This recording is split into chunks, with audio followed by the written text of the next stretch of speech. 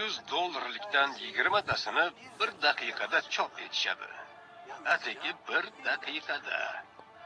Ozgina yashil siyoh va bir qancha qog'oz. Faqatgina qog'oz va siyoh. Mana sizga dunyoning eng katta kuchi. Pul. Dehqonning 1 yillik mehnatini 5 daqiqada chop etilgan bu dollarlarning 10 tasiga sotib olinadi. Ammo o'sha pulni ham dehqonda qoldirmaymiz. Chunki biz pulni qadrlaymiz.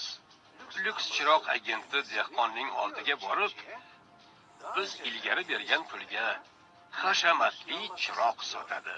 Dehqon chiroq uchun 1 yillik mehnatini sarflaydi. Endi u bizning pulimizdir. Chiroq yonishi uchun kerosinni ham biz sotamiz.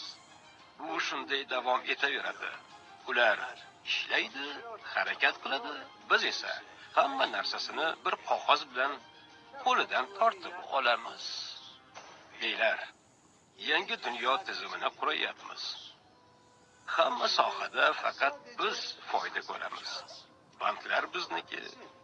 Tijorat bilan shug'ullanadiganlarning hammasi biz uchun ishlaydi. Barcha kemalarni, temir yo'llarni bir qo'lga yig'amiz. Har bir yo'lovchidan olingan puldan bizga foyda tushadi. Biz o'rnatgan foiz tizimida ham hamma narsa biz uchun ishlaydi. Biz imperiyalar davrini tugatamiz. Har bir mamlakatdan bir odamdan tanlaymiz. Angliyadan Cherchillni, Chor Rossiyasidan Marks g'oyalariga ishongan Leninni,